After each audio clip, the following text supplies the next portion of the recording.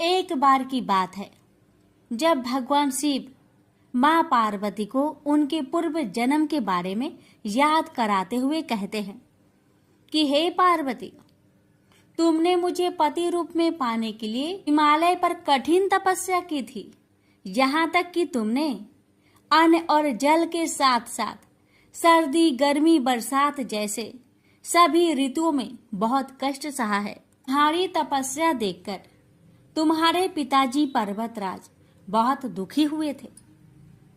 तब एक दिन नारद मुनि तुम्हारे घर आए और उन्होंने तुम्हारे पिताजी से कहा कि मैं भगवान श्री हरि विष्णु के भेजने पर यहाँ आया हूँ। विष्णु जी आपकी पुत्री की तपस्या से बेहद प्रसन्न हुए हैं और वह उनके साथ विवाह करना चाहते हैं। तब नारद मुनि की बात सुनकर तुम्हारे पिताजी अत्यंत प्रसन्न हुए और उन्होंने नारद जी से कहा कि वह विवाह के प्रस्ताव को स्वीकार करते हैं।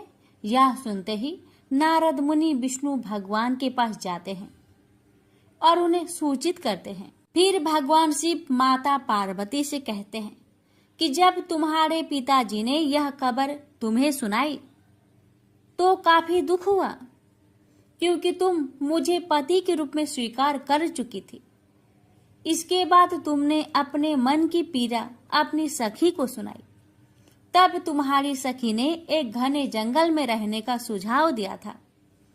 उसके बाद तुम बिना किसी को बताए वन में चली गई और जंगल में मुझे प्राप्त करने के लिए तुमने कड़ी तपस्या की। अब तुम्हारे अचानक लुप्त हो जाने की बात तुम्हारे पिताजी को पता चली तो वह बेहद चिंतित हुए थे। वह सोचने लगे थे कि इस बीच अगर भगवान विष्णु बारात लेकर आ जाएंगे तब क्या होगा। उसके बाद भगवान शिव माता पार्वती को आगे कहते हैं कि तुम्हारे पिताजी तुम्हें खोजते खोजते धरती पाताल को एक कर दिया था, लेकिन तुम उन्हें नहीं मिली, क्योंकि तुम उस समय एक गुफा में रेत से शिवलिंग बनाकर मेरी आराधना में पूरी तरह से लीन थी।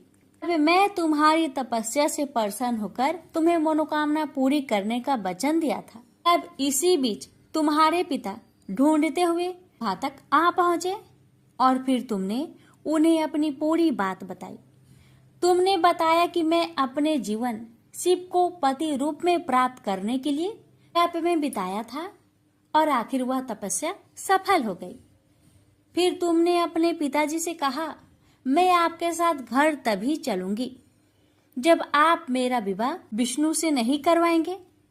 फिर पर्वतराज तुम्हारी बात माने और उन्होंने पूरी विधि विधान के साथ हमारा विवाह संपन्न कराया था। प्रेम से बोलिए हर हर महादेव। माता पार्वती की जय।